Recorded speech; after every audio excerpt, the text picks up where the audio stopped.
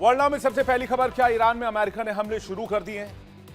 क्या ईरान में अमेरिका के हमलों को पाकिस्तान अंजाम दे रहा है? क्या इजराइल का मोसाद ईरान के अंदर कोई बहुत बड़ा कोवर्ट ऑपरेशन कर रहा है? ये सवाल क्यों उठ रहे हैं?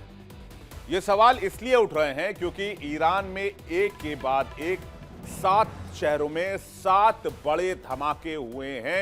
लेटेस्ट रिपोर्ट के मुताबिक राजधानी तेहरान, परन, तबरीज, कोम, अहवाज, नतांज और बंदर अब्बास में धमाके हुए हैं। दक्षिणी ईरान में 2 अलग अलग धमाके हुए, कम से कम 7 लोगों की मौत हुई, 17 लोग घायल बताए जा रहे हैं।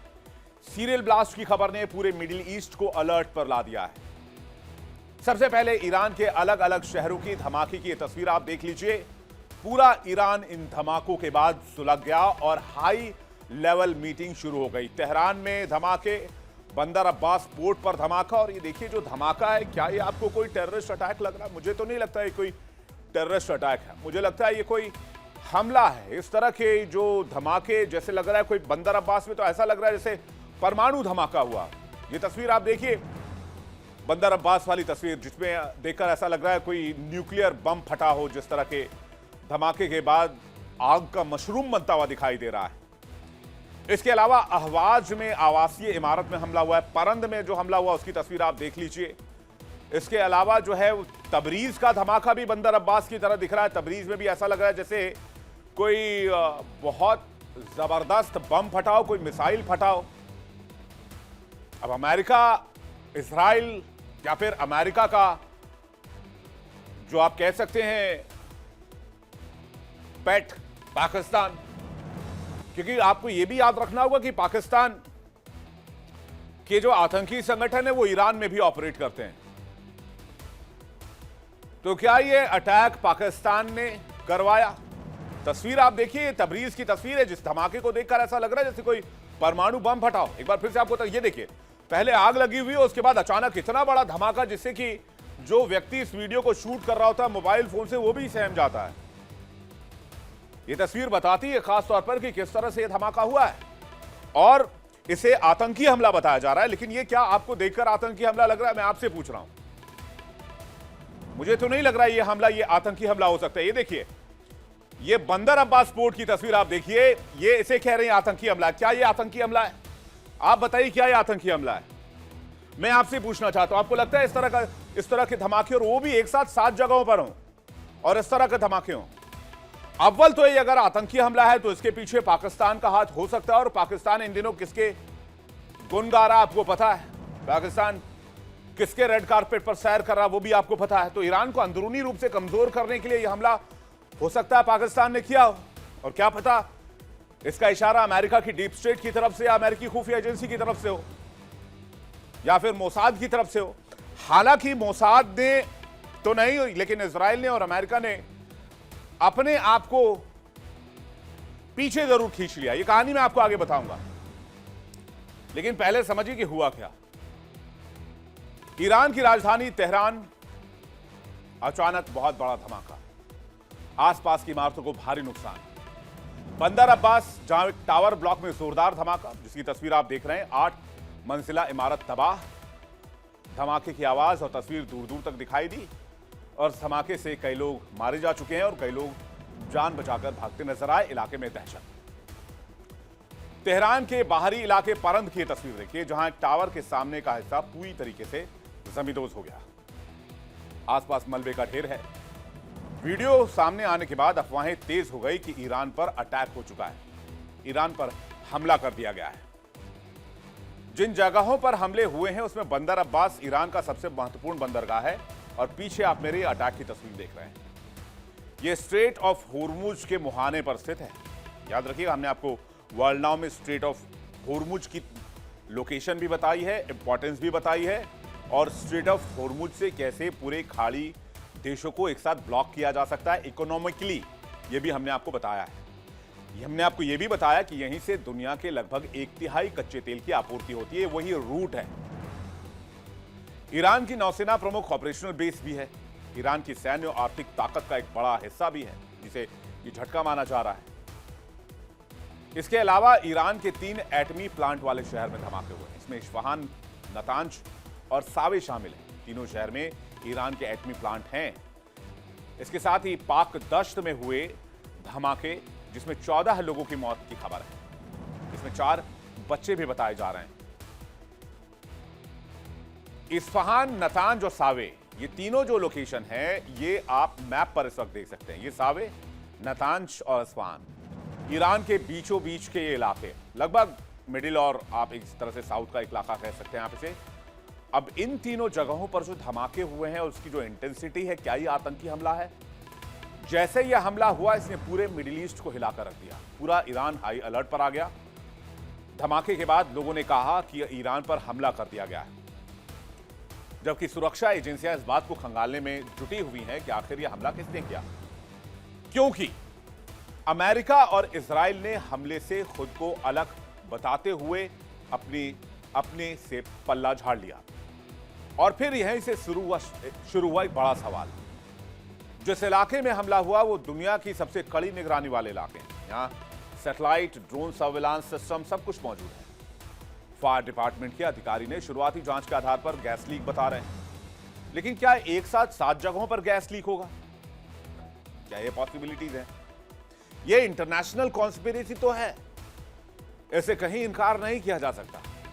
अगर एक आधा हमला होता, किसी पोर्ट पर हमला होता या किसी और जगह पर IRGC के किसी हेडक्वार्टर के किसी बिल्डिंग पर हमला होता, तो भी समझ में आता कि कोई टेररिस्ट अटैक हो सकता है। एक साथ 7 जगहों पर धमाका, ये प्लान्ड अटैक है। ईरान को इंटरनेशनल जो है, ईरान इंटरनेशनल को भेजे गए वीडियो में दावा किया गया है कि जिस इमारत में धमाका हुआ है वहां अब तक गैस कनेक्शन ही नहीं था। तो सवाल यह कि गैस धमाका हो कैसे सकता है? कुछ मीडिया रिपोर्ट्स में कहा गया कि हमला ईरान के इस्लामिक रिवॉल्यूशनरी गार्ड कोर के एक नेवी कमांडर को निशाना बनाकर किया गया था। ईरान पहले से ही इजराइल पर सीधा आरोप लगाता रहा है।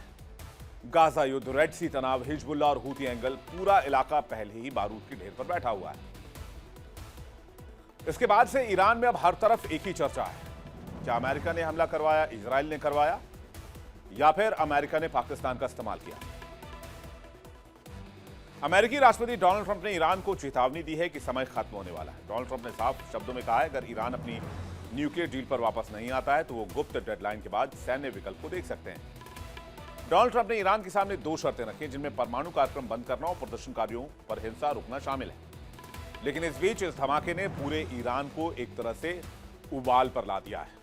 पूरा ईरान गुस्से से उबल रहा है, खामनेई सरकार गुस्से से उबल रही है, क्योंकि एक तो ईरान की सरकार को ईरान के लोगों को भी जवाब देना है, ये धमाके कैसे हुए, और अगर ये धमाके बाहर से हुए, अमेरिका, इजराइल या फिर अमेरिका के किसी प्रॉक्सी मुल्क जैसे कि नॉन नेटो अलाई पाकिस्तान जिसको कहा जाता है, वहां से अगर करवाए गए हैं तो फिर ये और गंभीर बात है। इसके रिपरकशंस अच्छे नहीं होंगे, क्योंकि ईरान फिर प्रतिक्रिया करेगा। इधर यूरोपीय संघ ने इस्लामिक रिवॉल्यूशनरी गार्ड यानी कि IRGC को आतंकवादी संगठन करार दे दिया और कई लोगों और संस्थाओं पर नए सैंक्शंस लगा दिए। ईरान के विदेश मंत्री ने कहा है कि बातचीत के लिए तैयार तो है, लेकिन जरूरत पड़ी तो युद्ध के लिए भी तैयार है। इस बीच ईरान ने अपनी सेना में 1000 नए ड्रोन शामिल कर लिए हैं और स्ट्रेट ऑफ होर्मुज के पास एक सैन्य अभ्यास का ऐलान भी कर दिया है। यानी तलवारें दोनों तरफ से खींच ली गई हैं, बस यलगार होना बाकी है। ईरानी सेना प्रमुख अमीर हातमी ने देश की सुरक्षा को लेकर सख्त बयान दिया है। उन्होंने कहा कि किसी भी संभावित हमले का जवाब देने के लिए ईरान की सेनाएं पूरी तरह सतर्क हैं और पूरी तरह तैयार हैं। हातमी का बयान ऐसे समय में आया है जब अमेरिका ने खाड़ी क्षेत्र में अपनी सैन्य मौजूदगी बढ़ा दी है। यह धमाका ऐसे समय में हुआ है जब ईरान में हालात तनावपूर्ण हैं और सरकार के 28 दिसंबर को देशव्यापी प्रदर्शन शुरू हुए थे, जो अब भी जारी है। दूसरी तरफ हाल ही में अमेरिका ने बढ़ते तनाव के बीच यहां पर 2 एयरक्राफ्ट कैरियर तैनात करने का फैसला किया है। इसके अलावा हाल ही में अमेरिका का एक जासूसी ड्रोन फारस की खाड़ी के ऊपर उड़ता हुआ देखा गया है। इससे कुछ दिन पहले अमेरिका का सैन्य विमान P-8 पोसाइडन, जो पनडुब्बियों की निगरानी के लिए जाना जाता है, वो ईरान के एयर स्पेस में देखा जा चुका है। अमेरिका ने ईरान के आसपास अपनी मौजूदगी बढ़ा दी है। USS एब्राहम लिंकन विमान वाहक पोत, 3 विध्वंसक जहाज, कई लड़ाकू विमान मिडिल ईस्ट में तैनात हैं। अमेरिका का कहना है कि क्षेत्रीय सुरक्षा के लिए है, लेकिन ईरान इसे युद्ध की तैयारी के तौर पर देख रहा है। ईरान ने जवाब में कहा है कि उनके सैनिक ट्रिगर पर उंगली रखकर तैयार है। ये तैनाती जनवरी 2026 के अंत में हुई, जब ईरान में विरोध प्रदर्शन तेज हो गए। अमेरिका चाहता है कि ईरान अमेरिका की शर्तों को मान ले। नहीं तो अमेरिका अटैक करेगा। ईरान कह रहा है कि करो, कोई दिक्कत नहीं, हम युद्ध के लिए तैयार हैं। ईरान इतना फ्लेक्स क्यों कर रहा है? इसके पीछे हैं वो त्रिमूर्ति जो इस रीजन में ईरान के साथ खड़े हैं, यानी कि रूस, चीन और नॉर्थ कोरिया। योजना यह है, अब देखिए कि रूस, चीन और ईरान तो जॉइंट मिलिट्री एक्सरसाइज भी करने वाले हैं और इसी वजह से अमेरिका वेट एंड वॉच की स्थिति में आ गया है। यह जॉइंट एक्सरसाइज फरवरी 2026 में उत्तरी हिंद महासागर में किया जाएगा।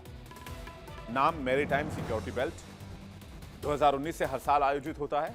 इस बार ईरान की दोनों नौसेनाएं, नियमित और रिवोल्यूशनरी गार्ड्स भी शामिल होंगी। ईरान का दावा है कि शांति और सुरक्षा को बढ़ावा देने के लिए जरूरी है।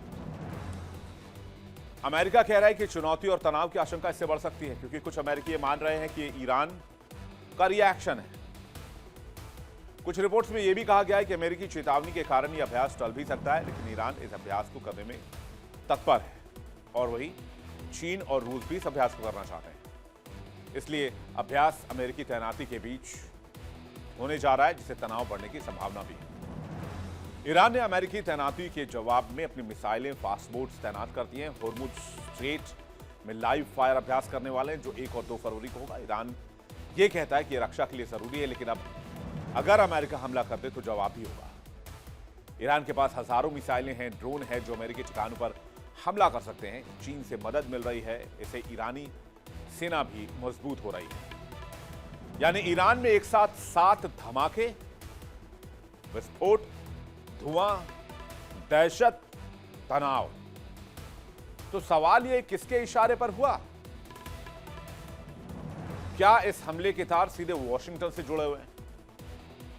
अमेरिका तो ईरान को खुलेआम धमकी दे रहा है, तो क्या अब अमेरिका छिपकर भी वार करवा रहा है? यह वार क्या मोसाद के जरिए है या फिर पाकिस्तान के जरिए? क्या अमेरिका पाकिस्तान के कंधे पर बंदूक रखकर ईरान पर हमला करवा रहा है? पाकिस्तान और ईरान के कनेक्शन को इसके लिए आपको थोड़ा पढ़ना होगा। मैं आपको बताता हूं। पाकिस्तान एक आतंकवाद का गढ़, आतंकी फैक्ट्री, जो अपने पड़ोसियों पर आतंकी गतिविधियों के लिए बदनाम रहा है। कभी अफगानिस्तान, कभी भारत और कभी ईरान। हर मुल्क में पाकिस्तान का एक ही खेल है, स्टेट स्पॉन्सर टेररिज्म। और चूंकि अब पाकिस्तान अमेरिका का स्ट्रेटेजिक पार्टनर भी है, तो पाकिस्तान अमेरिका के हर उस कहे को अंजाम देगा जो अमेरिका उससे कहेगा। तो फिर क्या ये एक प्रॉक्सी वॉर है? पाकिस्तान का नाम इस साजिश में कैसे जुड़ रहा है? ईरान का दावा है कि हमले के पीछे सिर्फ आतंकी नहीं बल्कि अंतर्राष्ट्रीय गठजोड़ है। ईरानी खुफिया एक्सपर्ट या एजेंसी ये कह रहे हैं कि अमेरिका ज़ायनी शासन और पाकिस्तान जैसे सहयोगी अलगाववादी आतंकियों के साथ मिलकर काम कर रहे थे।